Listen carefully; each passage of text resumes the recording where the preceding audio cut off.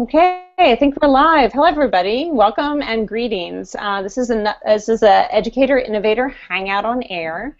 It's May 18th, 2015, amazingly already. And this is the second in a two-part webinar series on game design across the curriculum. Today we have several educators with us who will be thinking about how to support students as game designers, which has been our focus over these two webinars. And this webinar has a particular focus on interactive fiction. Last week, if you want to check the webinar archives on Innovator, on May 11th, it was the first part of this series, and the focus was on using game jams to support youth as designers and creators. So I'm your host. I'm Christina Cantrell from the National Writing Project, and I'm really excited about this series focus on students as game designers because being an active creator rather than just a consumer is a really important focus and a key element of connected learning and here at Educator Innovator. And then this week's focus on interactive fiction, which was defined to me as a genre of games in which the player makes choices to determine the outcome of a threaded narrative. So that sounds really exciting, and I think it will be of specific interest to my colleagues at the National Writing Project. And I know actually there's been several resources posted already by different writing project teachers who have used, played with interactive fiction themselves as writers, or with their students as in the classroom and in support of their learning and writing in the world. So we'll post some links to some of these in the chat so you can see them. Also, speaking of the chat, I wanted to say that we have a chat running at Educator Innovator, so if you're watching from there, we encourage you to jump in. And Allie, my colleague Allie, is in the background there, and she will bring your questions up to us so that we know that you're there and what your questions or what topic you'd like to discuss, and we can fold it into our conversation. So please do that when you're so moved. Okay, so let's see. I wanted to start us off by introducing ourselves, I think, and then yeah, why don't we introduce ourselves first, and then we'll kick it off with an example of interactive fiction. But I'll have everybody introduce themselves and sort of say who you are and your role in the world or something about yourself. And starting from my left and going right, Chris, you're the first one. Okay. I'm Chris Klimas. I created Twine back in 2009, which is a very, very simple way to build interactive fiction. Or choice-based interactive fiction. It's a free tool. You can download it right now or play with it. It's at twinery.org, and I think we're going to talk about some examples of things there. So I'm basically the project leader for it. Great, thank you. That's choice-based is interesting. We'll go back to that. Okay, Kae, you're next. Hi, I'm Kae Novak. I'm an instructional designer at Front Range Community College, and I'm also the chair for the International Society for Technology and Education's Games and Simulations Network. And the hashtag that you see there is actually a book club that we run between that group and also a gamer guild for educators. And we run a book club, and that's where we got really interested in interactive fiction, and luckily Sherry introduced this to us. Oh, awesome. I want to hear more about that story. Okay, go ahead, Matt. Hi, I'm Matt Farber. I'm a middle school social studies teacher in New Jersey. I'm a blogger for Edutopia, and I've written for other sources. I have a book, which I'll shamelessly plug here, about using games in the classroom. And I came by interactive fiction interviewing Erin Hoffman, who is the game design lead at GlassLab Games, the organization that put out SimCity EDU and Mars Generation 1 Archibot Academy. And we had a little side project building off of the interactive fiction she wrote in not choice-based, but parser-based, called Inform. And I'll get to that when I'm up at that. Great, thanks, Matt. And Sherry. Hi, everyone. I'm Sherry Jones, and I am a philosophy, rhetoric, and game studies instructor. I currently teach game art for Rocky Mountain College of Art and Design. I am also a game studies facilitator for the Metagame book club, which is for the ISTE Games and Simulation Network. So particularly I use Twine a lot in my philosophy, English composition courses, as well as game design courses, and I hope to explore that today in our discussion on interactive fiction. Super, great. And yeah, I'm really excited about this webinar, both because you all work with learners at different levels and different ages, as well as across contexts, and with writers who are, working in the world beyond any sort of school or learning context. Not that we're all learners all the time, but so, and another thing that I was really intrigued by was Matt had written that because interactive fiction is so text-based, it's a low barrier for adaption and adoption, and I imagine it presents flexibility in lots of different ways. So hopefully we can get into some of those issues too. But I think we're going to first dive in with just looking at a piece of interactive fiction. Is that right, Kae? Help us really see and understand this? Yes. What I'm going to do is if I talk to a group that doesn't know what interactive fiction or IF is, this is what I've been doing. And I have to tell you, I totally take from Sherry because I steal one of her pages. And now I'm going to show you that page that I steal. Okay, so this, and I hope you're seeing it okay. This is our book club.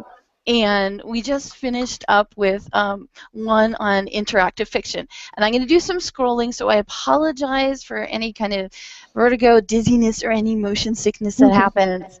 So I'm scrolling down to a very, oh, and there's Sherry's picture. But now I'm scrolling down a little further.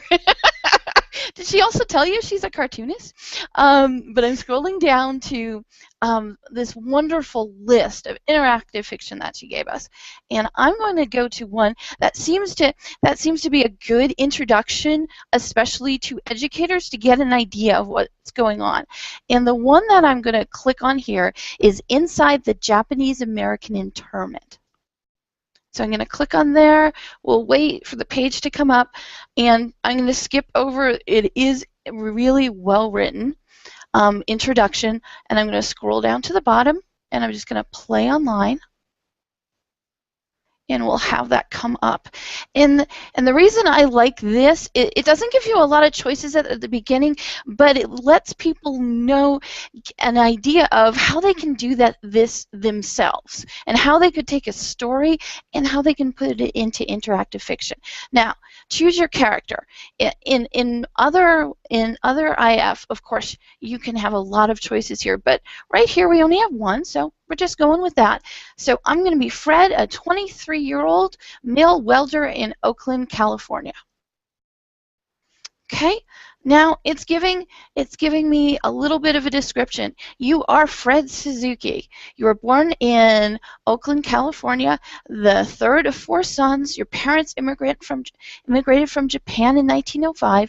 You and your siblings have worked in the family nursery since you were a kid. You were never a big fan of school. You tried to join the Navy. You were rejected because of stomach ulcers. So instead, you got a welding job. Now, everything's been great. And you've been working. You've been feeling like you've been helping your government. But then you get fired from your welding job as soon as your supervisor found out that he had a Jap on the payroll. Now, that's the first thing of impact. Instead of you just reading about this happening to a character, you're playing this character, and now you're put in the position of this happened to you. Last month, the government issued a curfew for all Japanese, even American-born ones like you and your brothers. People are talking about the U.S. concentration camps being built in the Midwest. Everybody's terrified. So you only have one choice, so I'm going to click it for you instead of asking you guys to decide.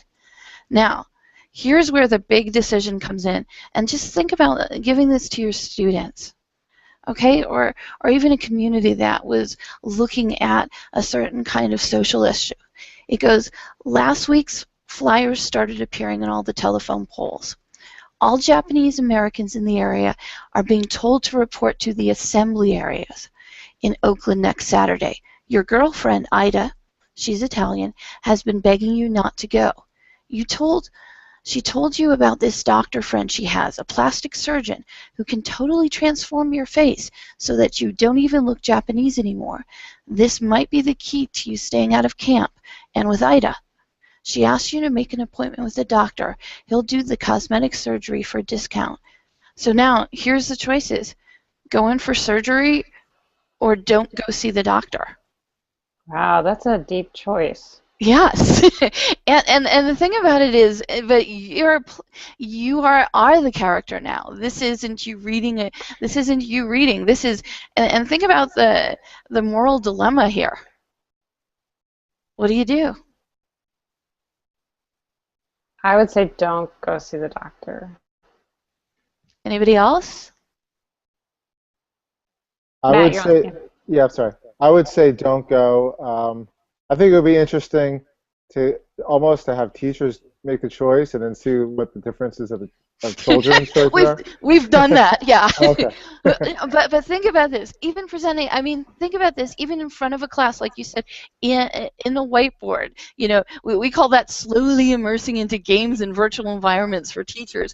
But there's this choice. Have your students decide. Chris, what do you think? I would definitely not do it personally. Yeah. but I mean, think of this. This is okay. So we won't go see the doctor. Okay. Okay. Ida broke up with you after you refused to see the doctor. Oh well, it probably wouldn't have made much of a difference anyway. And you've got a lot of things on your mind right now. You've been helping your parents try to sell the nursery and pack up all your things in preparation for leaving for Utah. Evidently, you're going to some place in Topaz called the Central Utah War Relocation Center. It doesn't look good. Okay, you don't have a choice there, so I'm going to go for you. Now, this is the big one. Okay, for the last week, no one in the entire camp has been able to talk about anything except what they've been calling the loyalty questionnaire. Everybody in camp older than 17 is being required to fill it out, and you have to go to the HQ tent and sit at a desk in front of a kid in army fatigues while you answer. It's your turn to fill out the questionnaire. You step into the HQ tent, and a stern-looking staff sergeant hands you a pen and a packet of paper face down and gestures you to a nearby desk. No talking, he reminds you. You sit down and turn the stapled sheets of paper over. Statement of U.S. citizen of Japanese ancestry, it says, across the top. It pretty much looks like a job application. A bunch of questions asking your name, birth date, address, marital status. It starts getting a little weird around question 11, which asks the names, addresses, and occupations of all your relatives in the U.S. and Japan. Then there's question 14, which asks you to list every foreign trip you've ever gone on, who you saw, and what you did. The questionnaire is getting more and more invasive, but it's question 7 that stops you in your tracks. This is the one that everyone's been talking about. It reads, are you willing to serve in the armed forces of the United States on combat duty whenever ordered? Next to the question, the instructions reads, you must answer only yes or no. A blank response or any written response besides yes or no will be counted as no. What do you write? Wow. Anyone?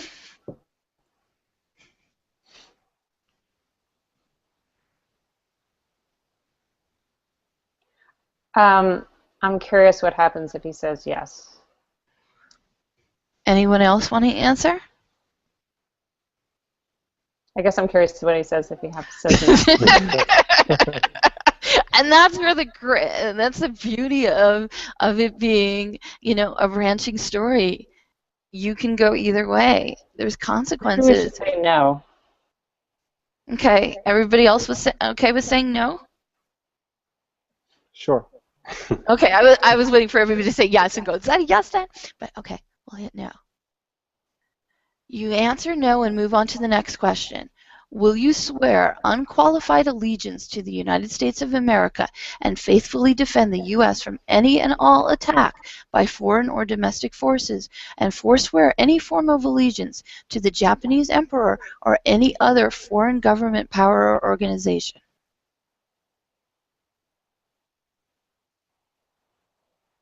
What do you answer? Okay, we'll go with no. You answer no, sign and date the form, and hand it back to the staff sergeant. He glances it over and gives you a strange look, but says nothing. It's been 3 weeks since the loyalty questionnaire, and its decisive effects can be felt everywhere. You've heard from some of the nieces who work as typists for the camp HQ that if you didn't answer yes to both 27 and 28, then your file is automatically being labeled disloyal. But if you answered yes, then you're going to be drafted within the month. People are in a panic. Some want to change their answers from no back to yes. Others, especially the young men who are eligible for military service, are thinking about changing the answers to no. Wives have discovered that their husbands answered no while they answered yes. Hundreds of families are being in danger of being split up. Nobody knows what's next.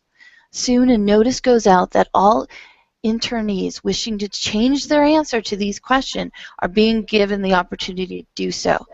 However, your response to both questions must be the same, i.e., you have to write either yes, yes, or no, no. Many of your male friends are talking about changing the answer to yes, if only for the opportunity to get out of this godforsaken prison. Your mother, who, like your father, answered no, no, tells you that fighting for America would bring dishonor to your family and to yourself as a Japanese. If you change your answer to yes, yes, she tells you one evening, you are no longer my son. What do you do? I would leave them as is. Anyone else? You've already taken that step, so just go for it. Yeah. Right. The camp is now split into the no-nos and the yes-nos and the no-yeses, led by a few radically pro-Japanese men, having started clashing with the yes-yeses who are undergoing preparation for enlistment. Fistfights are becoming regular occurrences, especially in the dining hall, and the MPs have talked about instituting a no-talking policy during meals. The weekend dances and baseball games are being suspended because so many fights have taken place, which means there's even less to do than before. It's not long before official word comes from the higher-ups that disloyals are being transferred to a place called Tule Lake near the California-Oregon border. It's a massive camp meant to hold 15,000 people.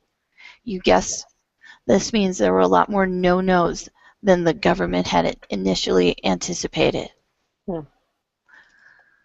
Okay, so I would say that we stop here. So, but do you see the engagement factor and how you being the character rather than you just reading about a character starts engaging you and you start becoming an active consumer right away.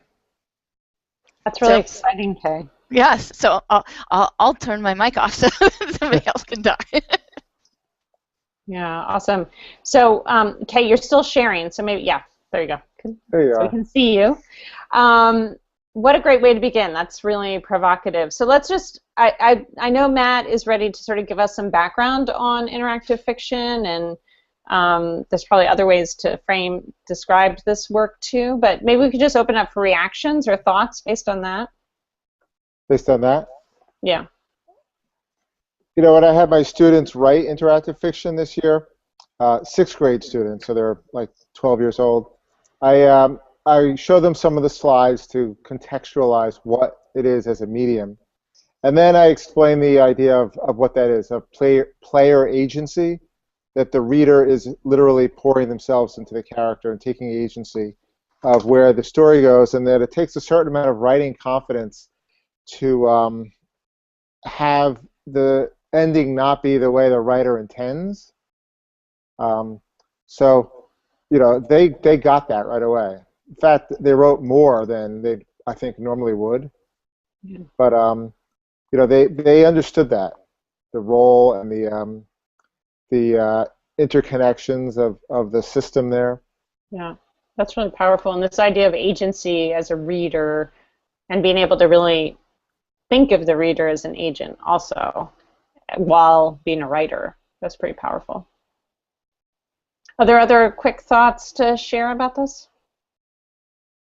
Well, I thought it was interesting that, right out of the gate, we're like, well, what if we could try both ways? Like, I think a lot of the, especially when it comes to choice-based things, a lot of the power that you get from them or that comes with them is derived by not just one playthrough or read-through or whatever you want to call it, but being able to say, like, well, the story went this one way, and if I choose this other path, it turns out this way, and being able to compare the two versus, typically when you're reading a linear story, you just have one sort of shot at the storyline, and you hopefully reflect on it afterwards. But here you can kind of engage with it repeatedly, and your impressions of it can change and that kind of thing. And I was really struck by the feeling of being there and making the, I mean, obviously I'm not making those decisions, but like it does have an, you feel like there's implications to this decision you're going to make. You're not just like turning the page, you're actually making a sort of active decision, and it's going to have implications. And that feeling of like, oh wait, what do we choose? It's felt real. So that's powerful. Especially in light of this, a story like this, that it was such a devastating and you can feel that sort of like the power of like the frustration rising and the It does a really effective job of teaching empathy. Yep, it really does, which I know that you get to in your work, Matt. So maybe we can switch. Thank you, Kae, so much. That was a great way to begin. I really appreciate that. Maybe we can switch, Matt, to you giving a little bit of a history about this kind of fiction writing, and then some connections to the work you've been doing in your classroom. Sure. Okay. I could do that. Let me just make sure I screen share properly. Let's see. And while you're doing that, I want to say, so Sherry and Kae, this came out of your collaborations together, right? Yes. Okay. That was particularly we this last semester. I focus on providing a game studies focus on interactive fiction, because primarily we're studying about the meaning of games, what games are, what exactly is the effect of games, and my focus has always been philosophy and rhetoric, but particularly I wanted to curate a very nice wide variety of interactive fiction so teachers can see the potential for using them. And that example that Kae brought up, that one is a research-based if game. So I'll stop there and let Matt. That's great. So yeah, let's get some background, and then we can come back to that work. Okay. Thanks, Matt. Is my screen full here? Can you see that timeline? I can see it. Okay, just double checking. I get no feedback here from Google. So yeah, interactive fiction goes back as far as computers, and this is not very detailed, obviously. This is from Inform's website, which is an authoring tool to write interactive fiction. But the early writers there, you can barely see, I'm sure, in the screen, unless you're full screen, is Will Crowther and Don Woods back in the mid-1970s. People, at least my age, remember the series of Zork games and Hitchhiker's Guide to the Galaxy. I really remember this as my first foray into interactive fiction, which is the Choose Your Own Adventure books, which is literally choice-based. And in a way, it's a paper-based version of interactive fiction that most people relate to. It's still published. They're still sold in stores.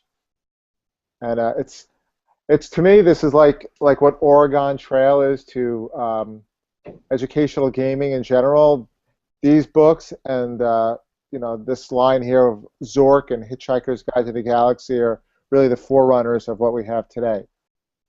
Douglas Adams wrote and adapted. I have actually It's still out by the BBC, which I'll screen share after these few slides. But what he did was he actually, in the early 1980s, he adapted his own book to become interactive fiction. This is a parser-based fiction. So this is where you got the command prompt with a blinking cursor, and then you could type things like inventory, go left, go north, like that sort of thing, open door. And it really plays with the notion of a little bit artificial intelligence as well as deciding where to explore in a room and that sort of thing. This was published by Infocom, which is really the big, well-known company for early interactive fiction games. Interactive fiction uses systems thinking. This is a screenshot from the Institute of Play, and that's really what you're doing. You're interacting with the system. You're making choices, cause and effect, and seeing what that effect has. And it shows the interconnections. And again, these are slides I show students so they have a kind of a framework. It's like a mini lesson as we're in a project of reading and writing interactive fiction. Here is the classic Oregon Trail, which is mostly text-based. And here are some of the game mechanics. This is from a blog post from Brendan Trombley at the Institute of Play. Basically, what the learning goals are based on the mechanics. Here's a modern, so we can fast forward, 20, 30 years. Device 6, for instance, is a popular iPad game that has playful text and puzzle-based as you move through the story. There's choice-based fiction actually everywhere. Mass Effect 3 is a AAA game by Electronic Arts, is the publisher of it, and you can even talk using the Connect, saying, let's chat, and then the avatar will make a decision. The problem with Mass Effect 3, though, was that the choices didn't appear to matter to the players. The choices really do need to matter. They can't just lead you all to the same types of endings. This is a page here. There was a lot of, I guess, gamer controversy that you didn't get the happy ending after playing for 20 hours or so on Mass Effect 3, making good choices. You weren't rewarded with a good ending at the end. And Electronic Arts actually released alternate endings, which, I don't know. I mean, you can see all 6 of them on YouTube, and they're all basically the same. So it's interesting. The Walking Dead takes that choice-based approach also. This is Telltale Games. And this is also interesting because when I wrote my book, talking to Erin Hoffman at GlassLab, she was playtesting Argubot Academy as interactive fiction, and it clicked that, well, maybe middle school kids don't know what Zork is or the 20-year history of interactive fiction. They may just know this, the Walking Dead game, which is very popular, iPad, Xbox, it's on many different systems. And here, the choices, I mean, it says it right there. Clementine will remember that. The choices must matter.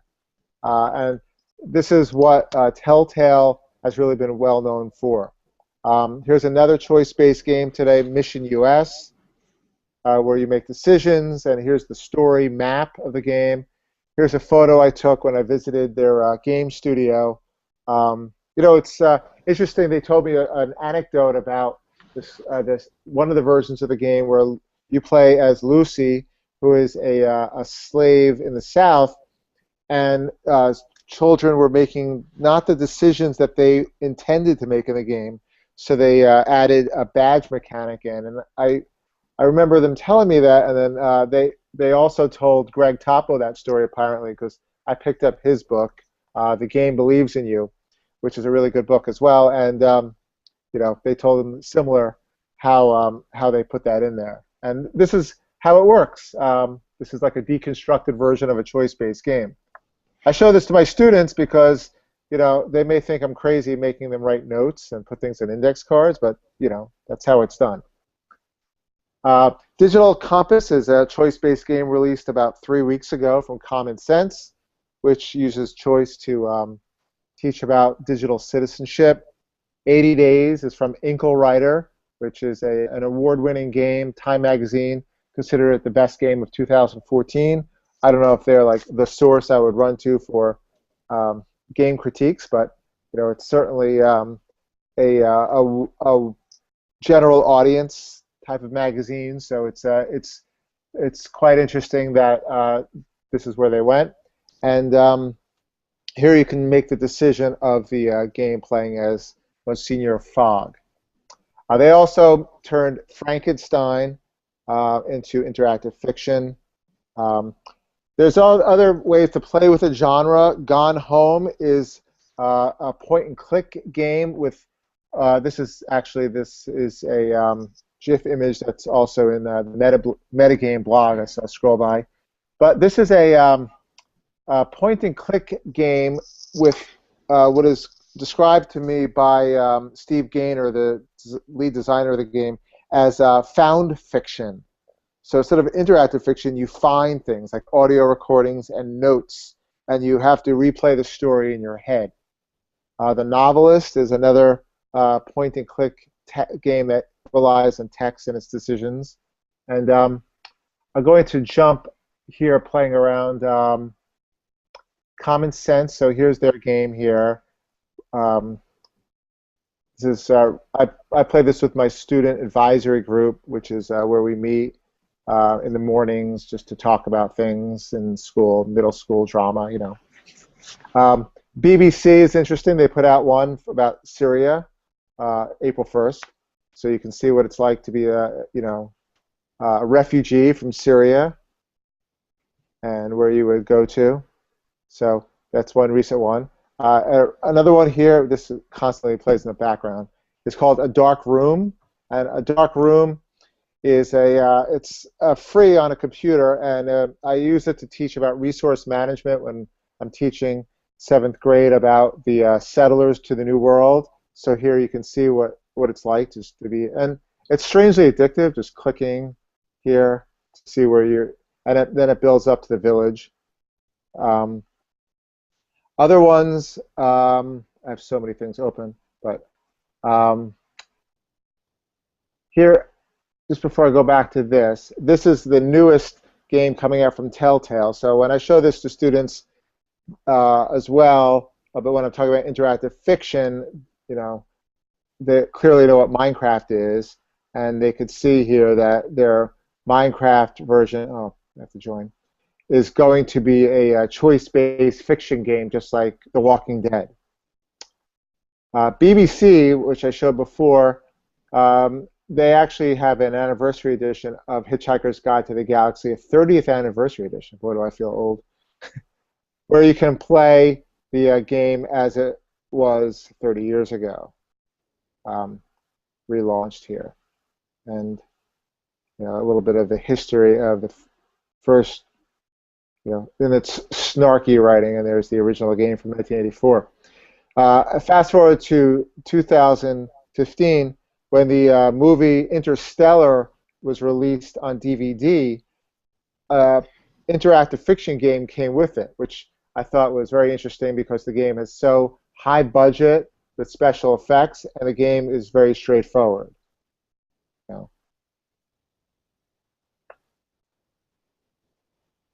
And it's a pretty deep game also. It really goes pretty far, right into the command prompt. So even with all the special effects, it's still around as a medium. Time Society Chronicles. This is a game that Erin and I put together. She did the writing. She used something called Inform 7, which is a free authoring tool. The learning curve is nowhere near what Twine is, or inkleWriter, which is a tool I've used also. But it creates a parser-based fiction where you write directions. Although the language is what's called natural language. The code here says reads like English. And there's a lot of instructional materials to use here. There's a nice database here. It links out to the IFDB, which is Interactive Fiction Database, where you can get a lot of different games to preview. I always preview them before showing students because you never know where the content goes. But what she did here was she built out colonial Boston framed around going back in time. So you're here in the future, and you go back in time. There's some Easter eggs here, like a photo of my class from last year. There's basically a tutorial how to go around. We play tested it with students because they've never seen fiction like this. Many of them have never seen it before. So here you can just type in directions, and you have to get a message to Samuel Adams without getting caught. We intentionally put a game mechanic here of being chased, so that way you would feel how the colonial citizens of Boston felt while they were basically under lockdown by British troops. So if you make too many wrong moves in Boston Common, you would get caught and arrested. So it's still up. It plays free at timesocietygame.com. And finally, I will talk about inkleWriter, which is a tool here.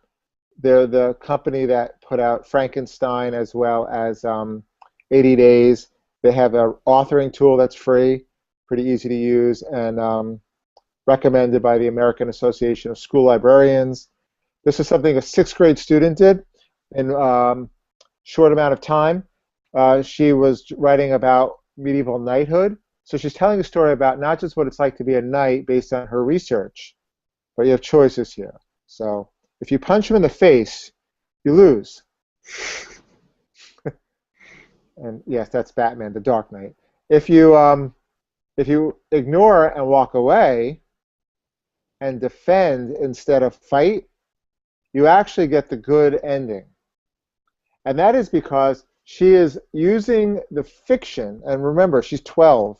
She's using the fiction to teach about the concept of chivalry. Now, you can read a definition of chivalry in a textbook and memorize it, or you can actually experience by trial and error or learning by failing what chivalry actually is.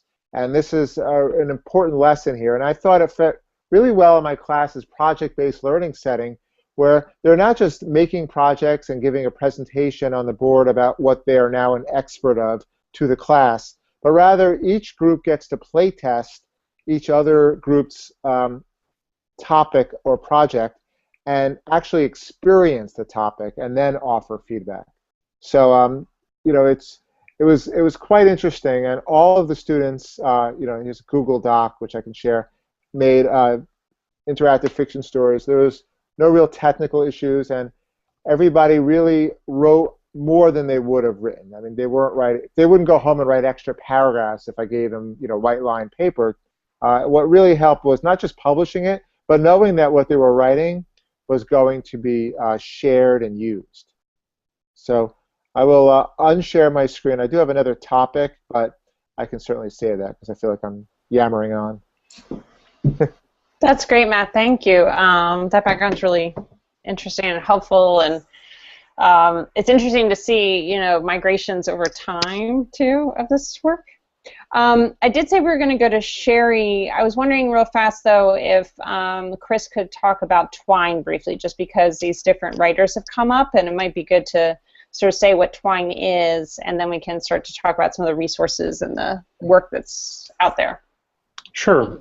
Twine is very similar, or the things that you create with it are very similar to what Matt was showing with inkleWriter. It's a little bit more freeform. Inkle has a very specific branching structure that it expects you to follow, but in short, these are all tools that will show the flow of a story in a graphical or a visual sort of way. So you can see very easily, like I have, branches that go this way or that way, and oh, I think we're frozen for a second. Oh, there you go, Chris. Oh, okay. You were talking Sorry. about the branches. You did freeze for a second. So. Oh dear, I maybe have to turn my quality down. Anyway, yeah. So Twine is open source. It's set up such that you can either download it to your own computer, or you can just go to the website. It's twinery.org, and there's a link where you can jump right in. Unlike Inkle, you don't have to set up a user account or anything like that. It's designed so that it saves the students' or the user's work to the browser itself, which you can then share to other people. But And the downside being with Inkle, you can very easily, like what was just being shown, the students can very easily distribute addresses for their work. Whereas with Twine, it's kind of more DIY. There's sort of the expectation that you'll either post it. There's actually a very nice free hosting service for Twine stories called Philomela, I think. I'm not sure how you say it actually, but I'm sure we'll put the link to it in the chat. But so it's more of a DIY approach, but at the same time, it's proven to be very popular. It's actually one of the big uses that people have really had for it, which we haven't talked about thus far too much. But people have been telling really interesting stories from using it as a way to tell a personal narrative. And so, in the first example, we were sort of exploring what it was like potentially to being a Japanese American back then. This, for Twine, people have been using it to tell, to say, this is what my experience has been like in whatever situation that they might be in, and that's been really, really powerful and interesting to observe. So I think that kind of use, where students are telling a story about themselves, I think could be really interesting. Yeah, it's interesting. The genre seems to have many genres, so and many iterations. That's great. Thank you. Mm-hmm. And Sherry, do you want to sort of give some background on your work and some of the resources you were just talking about that you and Kae have been pulling together? Sure. So again, I do provide game studies facilitation for the Metagame book club. So we do talk more. This last semester we did focus on interactive fiction. In previous semester we basically dive into any kind of game genre you can think of. I regularly play about 20 different games per month to kind of catch up on the trend that's currently happening. But I would like to go ahead and share my slides as well. So let me give this a shot here.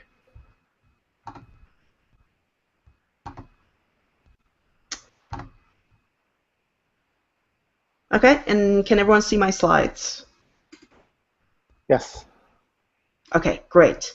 So I hope I can cover all of it, but maybe not. I'm not sure.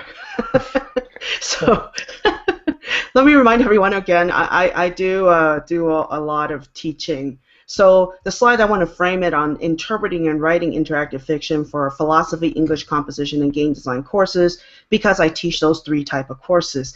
And I decided to put this image here. This is an if work I particularly like. It's all no one has to die.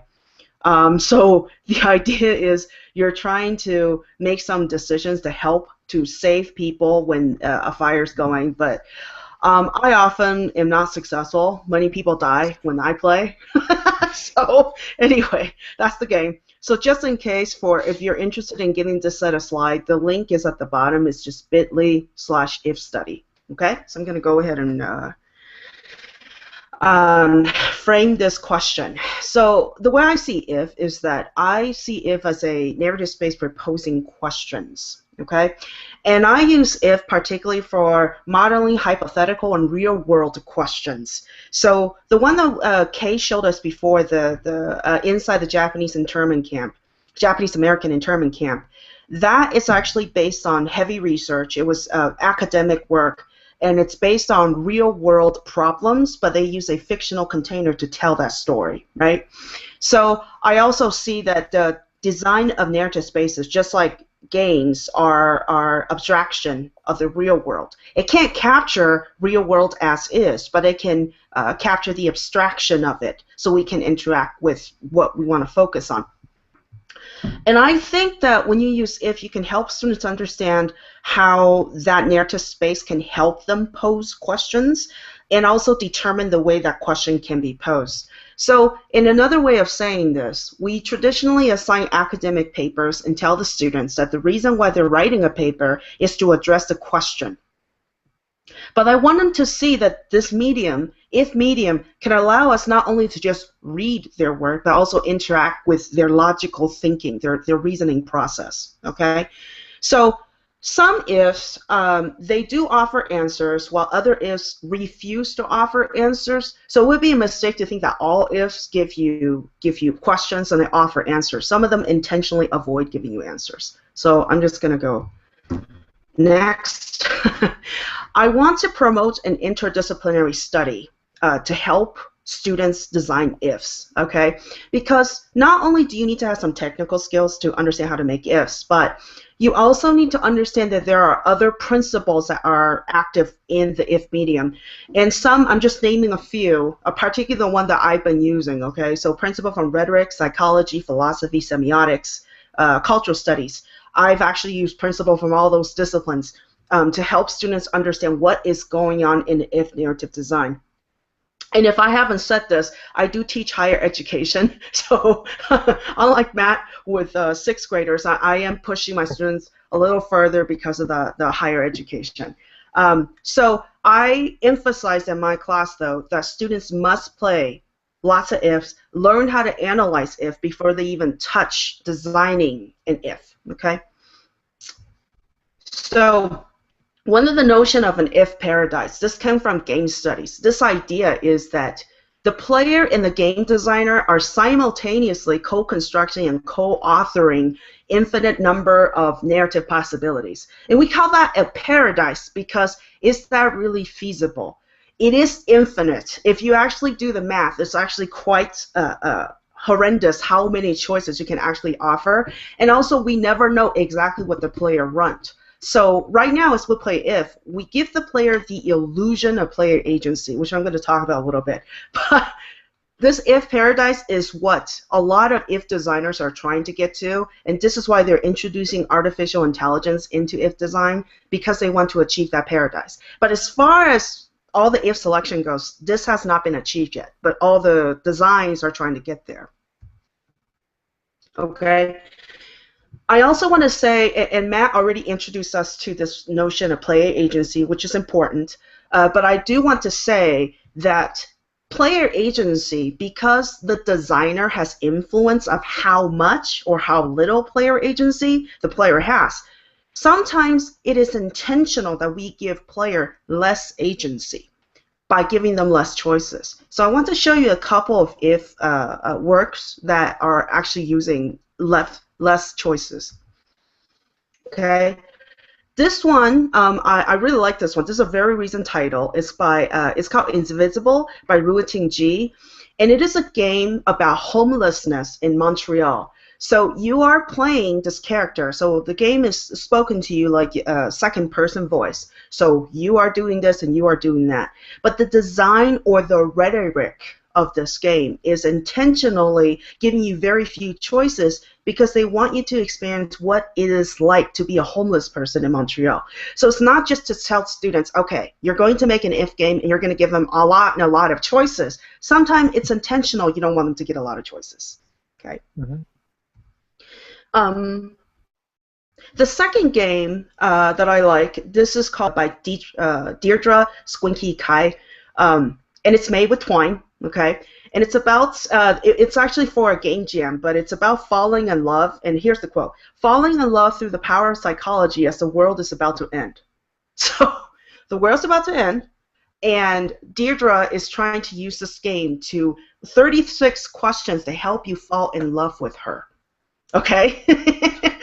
Now, what's weird about this one is not only is she asking you questions, but she will kind of digress into talking about her own personal life, okay? And you as the player are actually typing in responses. So you're not really clicking on options on the screen. You're typing in responses, and those are collected. And at the end, and I don't want to give it away, but this is one of those games where the player is actually exploring that interpersonal play with the author. So the transference of relationship, if we will, okay?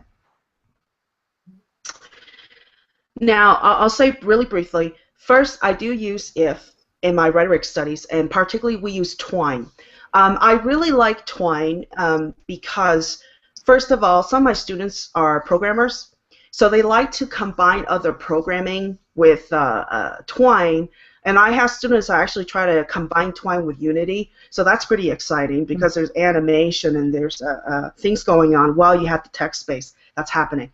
But anyway, in my English composition courses, I do ask students to create persuasive if works as social commentary or a form of activism, okay? And the students are designing those ifs with the rhetorical appeal. So ethos, pathos, logos, or ethos, pathos, logos. Essentially, ethos is the credibility of the author. Pathos is the emotional appeal. How do you get the audience to feel a certain type of emotion, the affective quality of it? And logos is the reasoning. Is the game logical? What is it trying to lead you to, right? So students have to think about that. Other things is I also, I mean, I kind of raise the bar in my classes, but I also teach them Gerard Genet's narratological poetics. And that's a form of structural semiotics, which is you're actually examining sentence by sentence, paragraph by paragraph, on expressing a certain type of narrative voice, narrative distance, mood, perspective, and time, etc. Because all those elements can affect the way the player receives your work. So it's a lot more complicated than just writing a sentence and go make a choice, okay? I also use if to teach ethics for my philosophy courses. And what the students are doing is using if to test out a hypothetical scenario that actually employs an ethical theory. So, and I'm just going to skip along here, but one of the example if work that my students has done, and I really like this particular work, is an if work about the Tiananmen Massacre. And it's through a first-person narrative voice, okay? So it's kind of a switch. It's not a second person, but it's first person. But the player is taking on the role of a Chinese soldier who was actually involved in the massacre. Now, I tell the student that the idea of the assignment is this. They have to employ at least 2 ethical theories, okay, that will dictate how the soldier will behave. So the student chose deontology or utilitarianism. So deontology is the idea that once it's set in law as a rule, that no matter what circumstances come up, the law has to be in effect, okay, that's Kantian. Utilitarianism is doing the best thing for the making the most people happy, the greatest number of people happy. So those are the 2 ethical theories of what exactly is a good thing to do, okay? So based on what the player chooses, whether they are going to go with deontology or utilitarianism, they are limited in the way they think and behave throughout the story. So I'm asking the students to demonstrate they understand those ethical theories when they create an entire game based on those concepts. And in a sense, ifs are excellent for critical thinking and logic testing. Okay, that's what I use them for my philosophy class. And lastly, with my game design students, I am subverting, if you will, or changing the formula on how we do storyboarding. I'm asking students to actually create a whole entire if work as a game testing or game concept proving, okay? And the reason why we don't let them, well, at least I don't ask them to do sketches before they do the whole storyboard, is because of this problem of abstract versus high fidelity art, okay? So in game design, high fidelity is when you draw graphics that looks real, very much close to what the real thing is. Whereas abstract, you know, you're thinking Mario World where, you know, the characters are very small and very short, and they're not close to reality.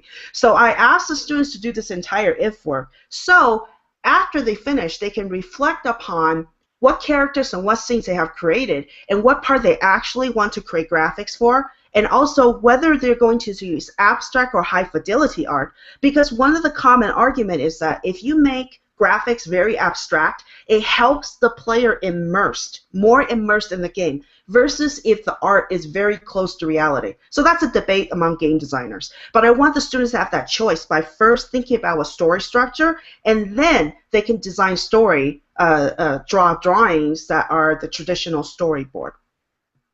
And in this class, students do have to employ advanced psychological theories in order to do a proper if. Okay? So I'm going to stop here, but one more time, the slides, if you want to access this is bit.ly/if study. Okay, so I'm going to stop here.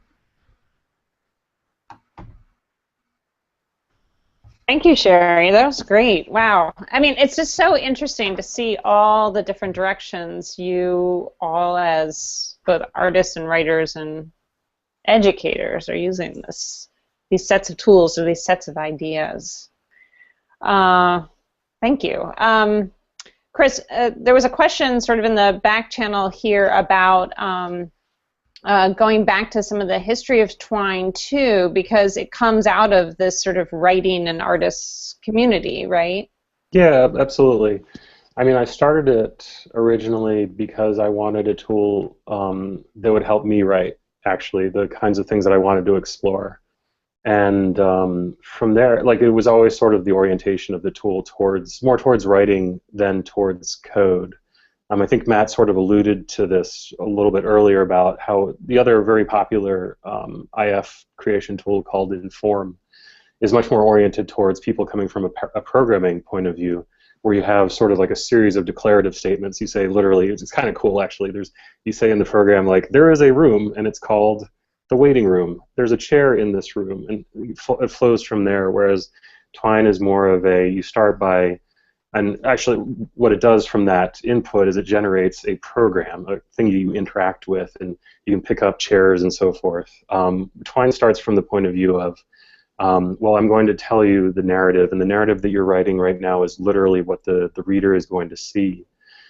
And then from there, it sort of expanded to some of the things, some of the functionality that Inform has, where if you want to remember that something happened, like, for example, if you want your branches to fold back into each other after a certain point, because otherwise you have to, honestly, otherwise it'll just become completely unmanageable. But if you want to remember what happened before and do something based on that, then there's facilities for that, and there's some very basic code for that, where you can say, like, if this thing happened in the past, or, you know, you can ask the player or the reader, you know, what's your name, for example, or even simple stuff like that. And it's nice that Twine has sort of expanded that way. It's also sort of on a very micro level for folks who are very excited about game design, but they've never done it themselves. Like, you know, talking to a lot of kids, if you talk about, like, do you want to make a game, their eyes just, like, light up. And this is it's just a very simple way to enter into that. And you can add in the code as you go. You have a finished product, more or less, as you're going. You can keep iterating on top of that to build a more complicated kind of story or interactive experience. And so it's a really nice way it sort of scaffolds students up a little bit in terms of, if that's where you're interested in teaching kids programming, even on a very basic level, it can help with that, where you can mix it in and say, you know, something like a complicated tool that Sherry was talking about with Unity, for example. Like, if you want to learn Unity, that's kind of a semester unto itself, if not more. And with Twine, you can sort of get rolling with it pretty much, I would say, like, you can do an intro in about half an hour, actually. I love this background and sort of the connection, like the multiple entry points that I see for, depending on what people are interested in, what they're thinking about, and how they want to approach their work. So that's really exciting and something I heard across. We're almost out of time, amazingly. I feel like we just barely scratched the surface here, so we're going to have to come back to this topic. But I was wondering if we could go around and just say some sort of last thoughts and last words, having had this opportunity today. I just want to say that I remember about 3 days into the project, and then I just stopped the class and I said, you know, you're coding now. You know, it's like I tricked them into coding, and then there's all those, like, interconnecting block tools like Scratch and Tinker, but, you know, this is so much different on a different level, and, you know, it's playable right out of the gate. You know, you could just click the play button on Twine or any other interactive tool, and it's really fantastic to people who don't think that they want to code. You know, I think it should be wrapped in with the Hour of Code curriculum.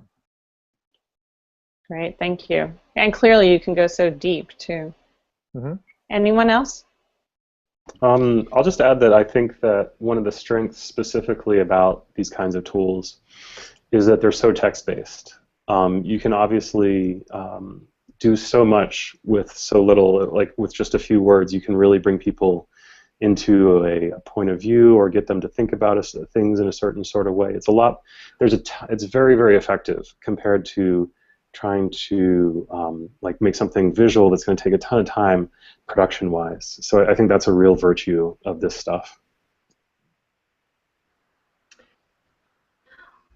I also want to add, a lot of educators, when they think about games, they think it is supposed to be taught under courses which is just game design or educational technology, something specific with technology.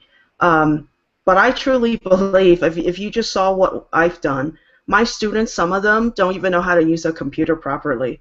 And I was able to pull them from the beginning of the semester to the end, and we go, the entry point is very easy through Twine.